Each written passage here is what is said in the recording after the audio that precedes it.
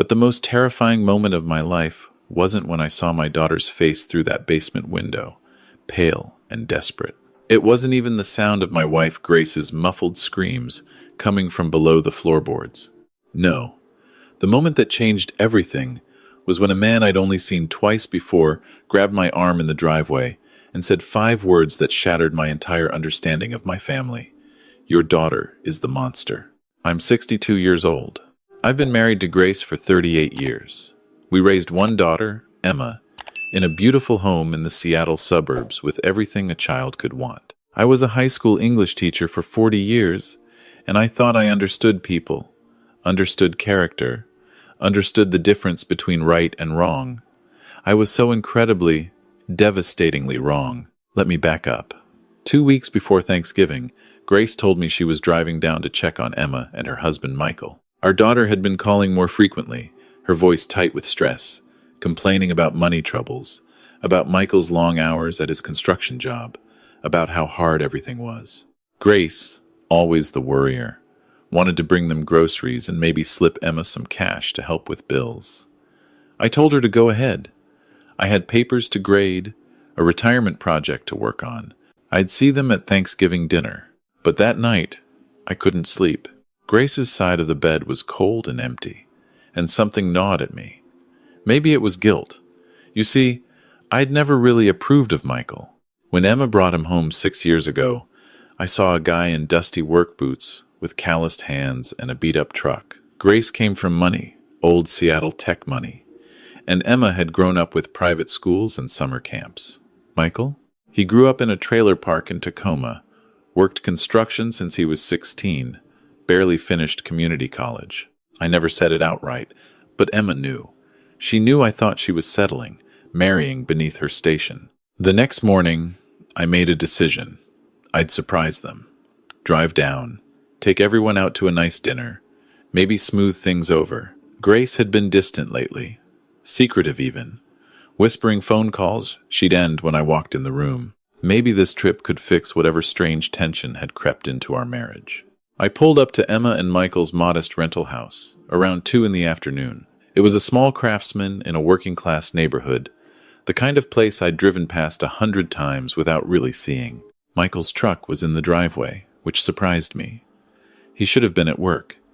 Grace's car was there too, parked at an odd angle like she'd been in a hurry. I was halfway up the cracked concrete walkway when I heard the van door slam. A stocky man in his 50s, wearing coveralls with Rodriguez plumbing stitched on the pocket, came jogging across the lawn from the house next door.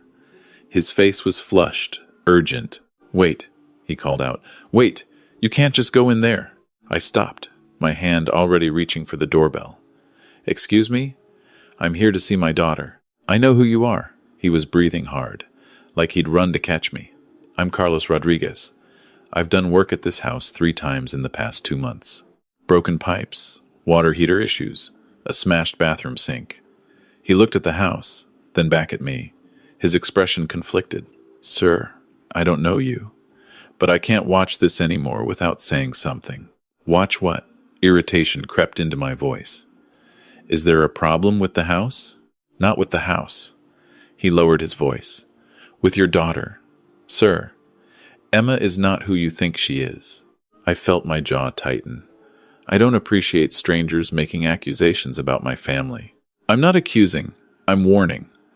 Carlos glanced at the house again, checking the windows. "Every time I've come here, it's the same story. Your daughter calls.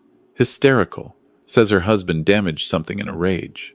Broken sink, shattered mirror, kicked-in closet door. She cries. She shows me the damage. She says Michael loses control when he drinks." My chest tightened.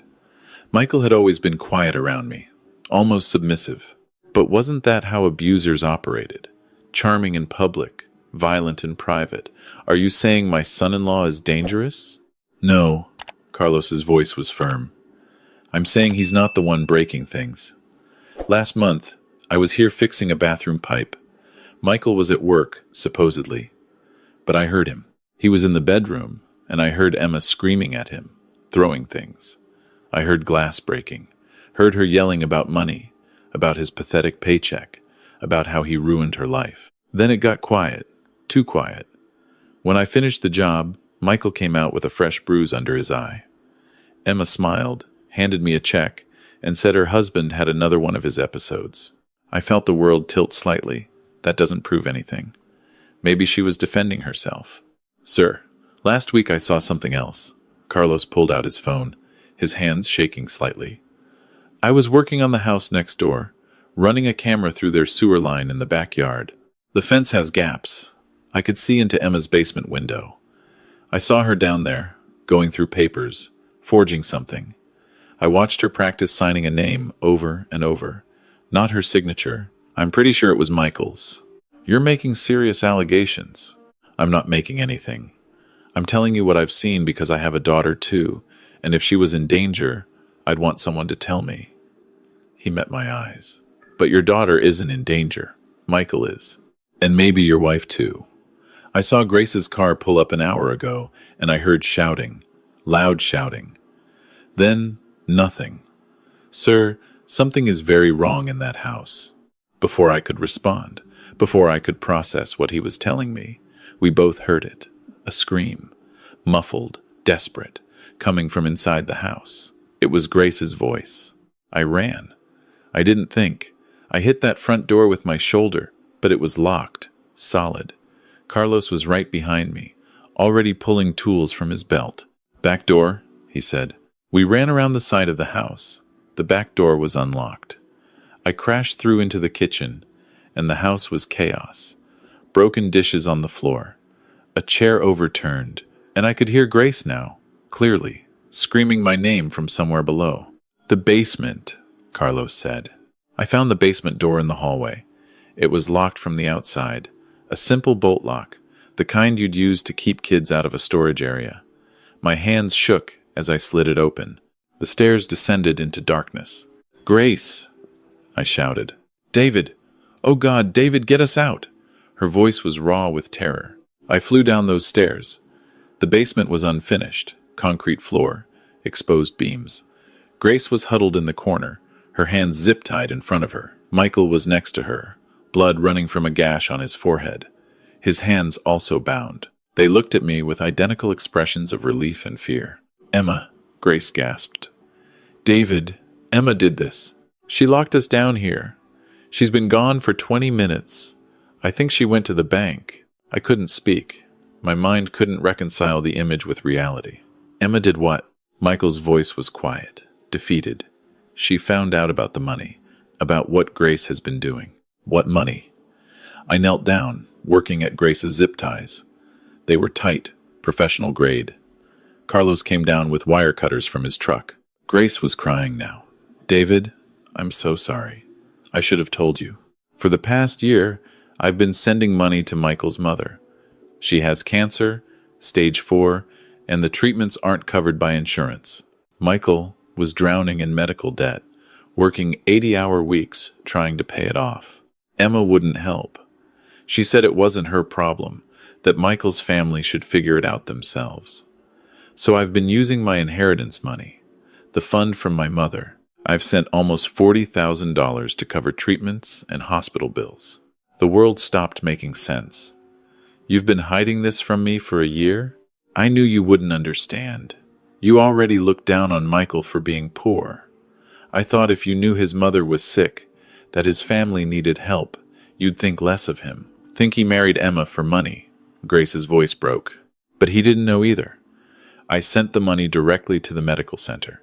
He only found out last week when his mother's oncologist called to thank him for paying the bill.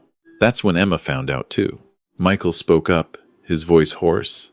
Emma went through our bank statements, saw large payments I didn't recognize. She thought I was hiding money from her. When I told her it was your wife helping my mom, she lost it. She's been getting worse over the past year, more paranoid, more angry. I found out she's been gambling, online casinos. She's run up $70,000 in debt. $70,000? I felt sick. She forged my signature on loan applications, credit cards, cash advances.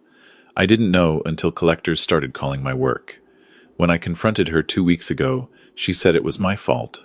That if I made more money, if I was a real man instead of a worthless construction worker, she wouldn't need to gamble to feel alive. Carlos cut through Grace's zip ties, then Michael's.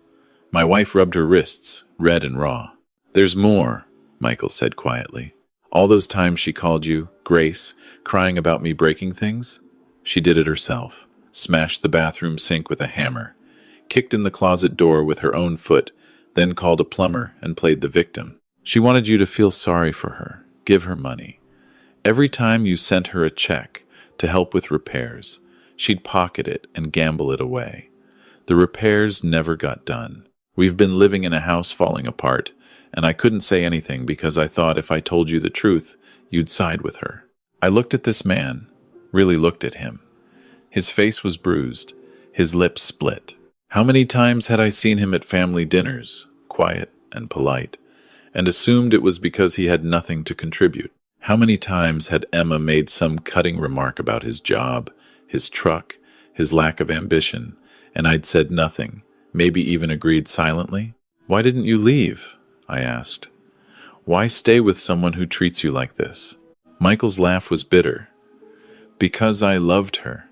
Because I thought if I was just patient enough, worked hard enough, she'd remember why she married me. And because she threatened me. Said if I ever tried to leave, she'd tell everyone I abused her. Show them photos of her bruises she gave herself. Say I forced her into debt. Who would believe a blue-collar guy with no money over the daughter of a wealthy family? The pieces were clicking into place with sickening clarity. The scratches, I said. Last Thanksgiving, Emma had scratches on her arms. She said you'd grabbed her during an argument. I never touched her. She did those herself with a fork. I watched her do it in the bathroom. Then she came out crying and called you. Michael's voice was empty now, all emotion drained. Your daughter is sick, Mr. Brennan. I don't know if she was always this way or if something broke in her, but she's dangerous, and she's getting desperate. Grace gripped my arm. David, when I came over today, Emma seemed off. She kept asking about my mother's inheritance, about how much was left, about whether I'd given Michael's family more money. When I admitted I had, she snapped. She said I chose him over my own daughter, that I betrayed her. She grabbed a knife from the kitchen and told Michael to get downstairs. When he refused, she cut her own arm. Grace's voice shook. She cut her own arm and said she'd tell police Michael attacked us both if we didn't do exactly what she said. Where is she now? Carlos asked from the stairs. I told you, Grace said. The bank. She made me write down my account information, my passwords. She said she was going to transfer everything to herself, that it was her inheritance anyway, that I had no right to give her money away. Then she tied us up and left. She said if we called the police, she'd say Michael held us hostage, and she barely escaped. I pulled out my phone to call 911, but Michael stopped me. Wait, she has something else. Something worse. From his pocket, he pulled out a crumpled piece of paper. I found this in her car last week. It's a life insurance policy. On me, $1 million policy that she took out 3 months ago, forging my signature again. Mr. Brennan, I think she's planning to kill me and make it look like an accident or suicide. The paper trembled in my hands. The policy was real, stamped and official. Michael's forged signature at the bottom. Emma listed as the sole beneficiary. That's why she's been staging the abuse, Michael continued. Building a record. If I died, she'd have documentation of a violent, unstable husband. Maybe he drank too much one night and crashed his truck. Maybe he couldn't handle the guilt and took his own life. Either way, she'd get $1 million, plus sympathy, plus whatever she steals from your wife's account today. I felt like I was drowning. This couldn't be the little girl I'd raised. The daughter who'd brought me breakfast in bed on Father's Day, who'd cried when she scraped her knee, who'd graduated top of her class. Where had that child gone? Or had I never really known her at all? We need to call the police now, Carlos said. She's had 20 minutes. She could be doing anything. I dialed. My hands were shaking so badly I almost dropped the phone. When the 911 operator answered, I tried to explain, tried to make sense of it, but the words came out jumbled. Daughter, forgery, assault, hostage. The operator said units were on the way, told us to get out of the house, wait outside. We climbed the basement stairs and stumbled toward the front door. I was supporting Grace, who was trembling so hard she could barely walk. Michael moved like a man in shock, and Carlos stayed close like he was afraid to leave us alone. We'd just reached the front porch when Emma's car pulled into the driveway. She got out slowly, a bank envelope in her hand, and froze when she saw all of us standing there.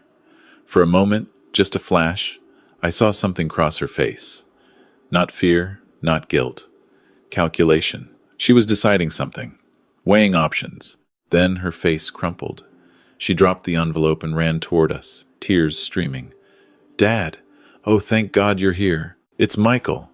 He's lost his mind. He tied up. Mom and I barely got away. I was at the bank trying to get money for help and—" "Stop." My voice came out harder than I'd ever spoken to her. "Emma, stop lying." She froze. Then the tears stopped, just like that, like turning off a faucet. Her face went blank, cold. "You're going to believe him over me? Your own daughter?" "I believe what I saw. Your mother and your husband tied up in the basement. I believe the plumber who's witnessed you staged damage to get money. I believe the forged loan documents, the life insurance policy, the gambling debts. Emma, you need help." Something ugly twisted across her features. "Help? You want to talk about help? How about helping your own daughter instead of throwing money at that worthless—" She spat the word. "I won't repeat here. Mom chose his family over me. You always looked at him like he was trash. But the second he plays victim, you fall for it? I'm your daughter. I'm the one who got perfect grades, who made you proud, who did everything right, and you've always made me feel like I wasn't enough." And there it was. The truth I'd been avoiding for 32 years. She was right. I had made her feel that way, not through cruelty, but through expectation. Every A that should have been an A+, every second place that should have been first. Every boyfriend who wasn't quite from the right family, the right background. I'd pushed her to be perfect, and Grace, desperate to make up for my coldness, had indulged her every whim. We'd created this. Not the gambling, not the violence, but the entitlement. The belief that the world owed her everything. "You're right," I said quietly. "I failed you. We both did. But Emma, that doesn't give you the right to hurt people. That doesn't justify forgery, assault, attempted I couldn't say murder. We're going to get you help. Real help. But first, you need to answer for what you've done." I heard sirens in the distance. Emma heard them too. Her eyes darted to her car, to the street, calculating escape routes. Then she looked at Michael, and I saw pure hatred in her eyes. "You ruined everything. If you'd just died like you were supposed to, if you'd just had one more accident on that construction site, if you'd just been weak enough, stop talking." Carlos moved between Emma and Michael. "Lady, you're confessing to attempted murder in front of witnesses." The police arrived. 3 cars, lights flashing. Officers approached cautiously, hands on their weapons. Carlos met them first, explaining quickly. I saw him gesture to the basement, to Emma, to the bank envelope on the ground where she'd dropped it. Emma tried one more time. Started crying again, telling the officers that Michael had terrorized us, that she'd escaped to get help. But Grace, my quiet wife who never contradicted anyone, stepped forward and told them everything. The gambling debts, the forgery, the staged abuse, the basement imprisonment. She showed them her raw wrists. Michael showed them his forged signature on the life insurance policy. An officer picked up the bank envelope. Inside was a withdrawal slip for $38,000. Every cent from Grace's inheritance account. Emma had emptied it. They arrested her, read her rights, handcuffed her. She screamed the whole time, screamed that we'd pay for this, that we were destroying her life, that Michael had poisoned us against her. The neighbors came out to watch. I saw them whispering, phone cameras recording. The shame was crushing. But worse than the shame was the realization. As they put Emma in the back of a patrol car, as her face twisted with rage behind the glass, I understood that I was looking at a stranger. Whatever I'd imagined my daughter to be, whoever I'd wanted her to become, none of it was real. I'd been in love with a projection, an idea, while the real Emma had been drowning in expectations she could never meet, lashing out at anyone she perceived as beneath her, becoming exactly the kind of person I'd unconsciously taught her to be. The police said they'd need statements. They separated us, different officers taking each person aside. I watched Grace talking to a female detective, watched her hands shake as she relived the basement. I watched Michael being examined by paramedics, the gash on his head needing stitches. I watched Carlos giving his statement, showing photos he'd taken of the forged documents he'd glimpsed through the basement window. My officer was young, patient. She asked me to start from the beginning, so I did.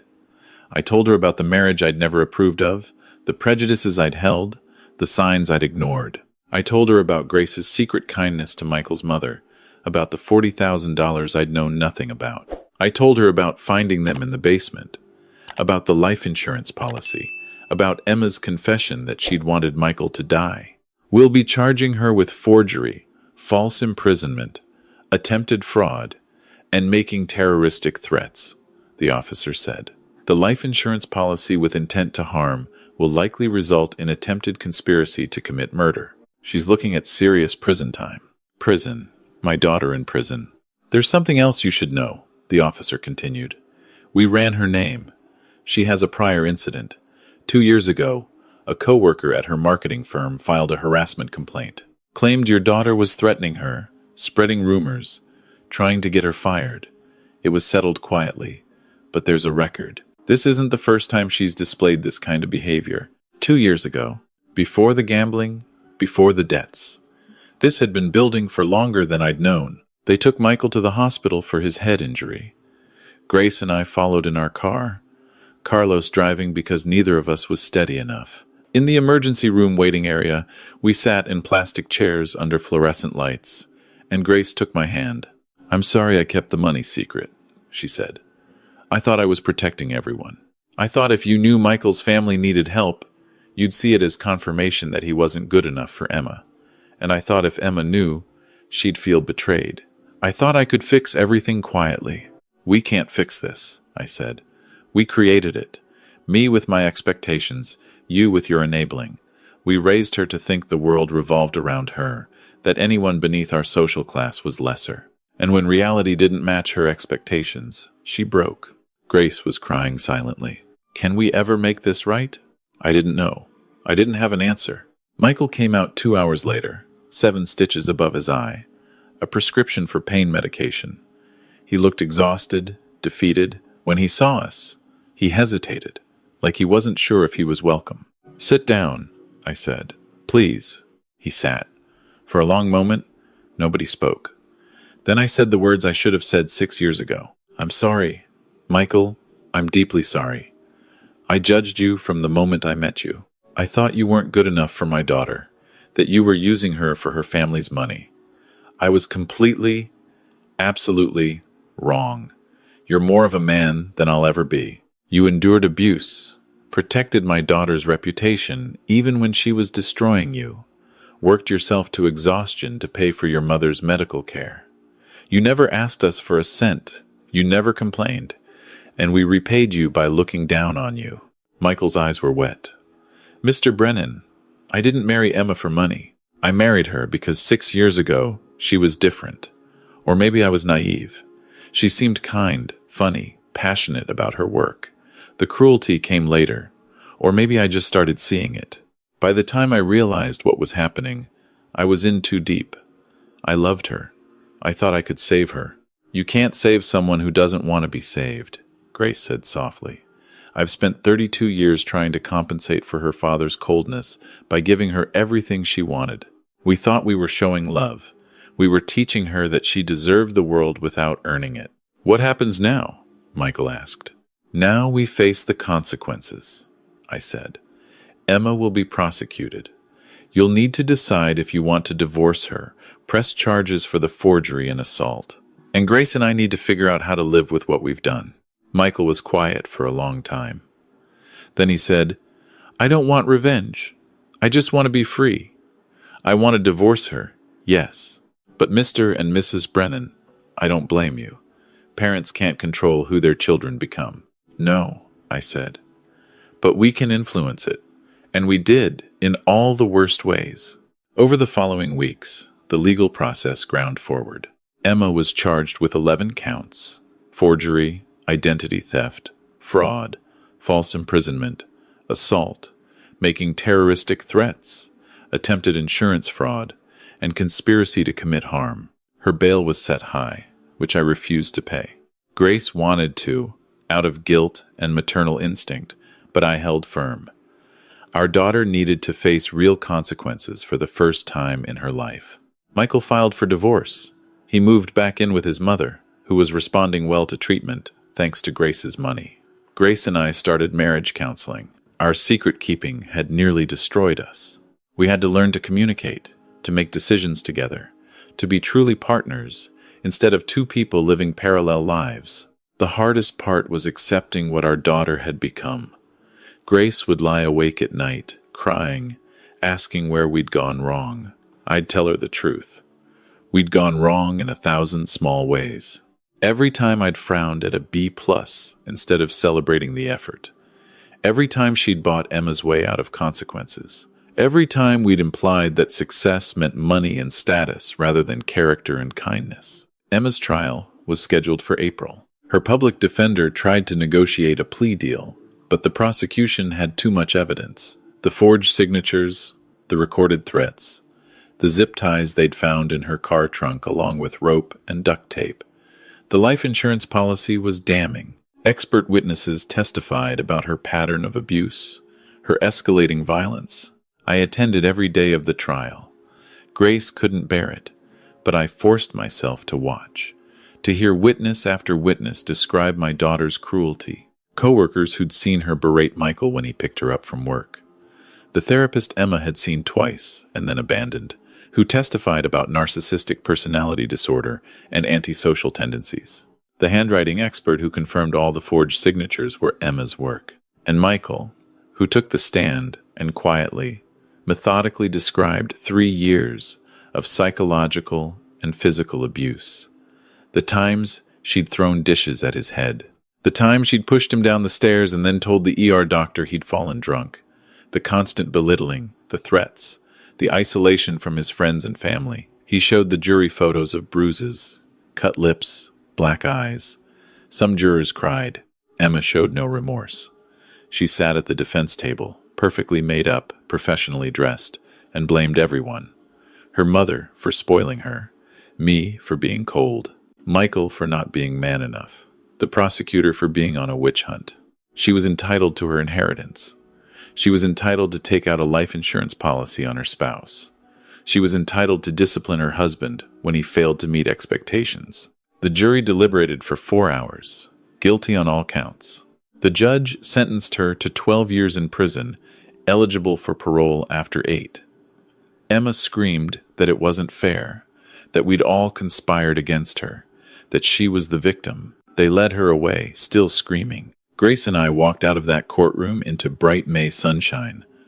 We stood on the courthouse steps, and I realized I was crying, not for my daughter in prison, for the daughter I'd never really had, for the person she could have been if we'd raised her differently. Michael was there, waiting on a bench. He'd taken the day off work to hear the verdict. When he saw us, he stood up, uncertain.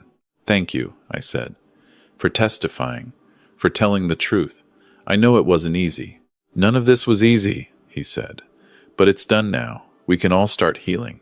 "Michael," Grace said, her voice shaking, "what you said before about not blaming us. You were being kind, but we do bear responsibility, and we want to make amends. The money I sent for your mother's treatment, that was the right thing to do. But I did it secretly, and that was wrong. From now on, if there are medical bills, if there are needs, I want to help openly. Not as charity, but as family." Michael looked stunned. "Mrs. Brennan, you don't have to." "You're divorcing our daughter," I interrupted. "But that doesn't mean you stop being our son-in-law. It doesn't mean we stop caring about you and your mother. We failed, Emma. We won't fail you." And that's what we did. Over the next year, Grace and I became part of Michael's life in the way we should have been all along. We visited his mother, brought meals, sat with her during chemotherapy. We helped Michael repair the house Emma had damaged. actually getting our hands dirty instead of just writing checks. We invited him to family holidays, introduced him to our friends, not as Emma's ex-husband, but as our friend Michael.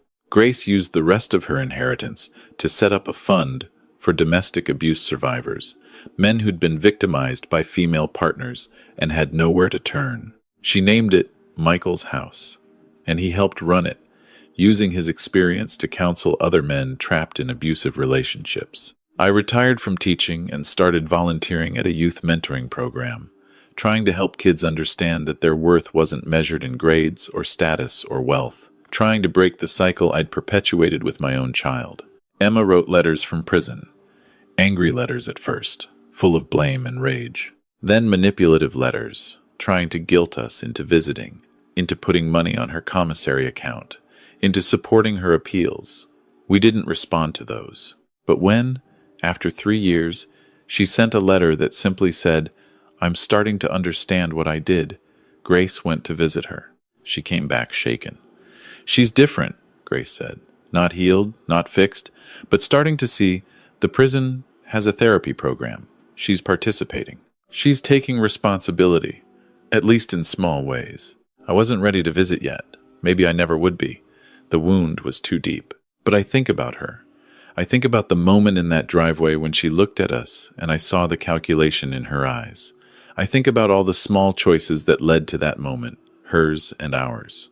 I think about Carlos Rodriguez, the plumber who risked awkwardness and confrontation to warn a stranger that something was wrong. If he hadn't been there, if he hadn't spoken up, what would have happened? Would Emma have succeeded in her plan? Would Michael be dead, and my daughter free and wealthy? And would Grace and I have ever known the truth? Sometimes I drive past that house where it all happened. New tenants live there now. Kids play in the yard. The broken windows have been fixed, the damaged siding repaired. From the outside, it looks like any other house. No one would know the darkness that lived there. That's the thing about monsters. They don't announce themselves. They don't look like monsters. They look like the people we love, the children we raised, the family members we trust. And sometimes, the most terrifying discovery isn't that a monster has been hiding in plain sight. It's realizing that we helped create it, that our love and our failures and our blind spots all combine to nurture something we never intended to raise. I'm 64 now. Grace and I have been married for 40 years. We have no children. Not really. We have a daughter in prison who might, someday, find redemption. We have a young man who calls us on Sundays, who brings his mother to our house for dinner, who started dating a kind woman who works at the hospital. We have each other, and we're learning, slowly, how to forgive ourselves. And sometimes, late at night when I can't sleep, I think about those 5 words Carlos said to me in the driveway. "Your daughter is the monster." How desperately I wanted to deny it, to defend her, to explain that he didn't understand. How certain I was that I knew my own child, but I didn't know her. Maybe I never did. Maybe we see only what we want to see in the people we love, until the day we're forced to see the truth. That's the story of how I learned that monsters are real, and sometimes we raise them ourselves. It's the story of how prejudice and pride and expectations can blind us to reality. It's the story of how a man I dismissed as beneath my family became the finest person I know. And it's the story of how sometimes salvation comes from the most unexpected places. From a plumber you've only met twice. From the daughter-in-law you never valued. From the courage to admit you were wrong about everything. I don't have a neat ending for you. Life doesn't work that way. Emma is still in prison. Michael is still healing. Grace and I are still learning. But we're trying.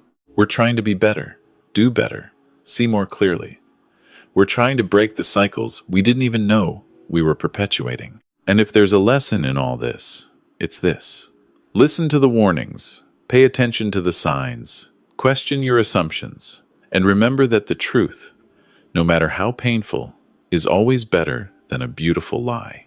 Because in the end, it wasn't the blood on the floor that changed everything. It was the truth, the brutal, devastating, liberating truth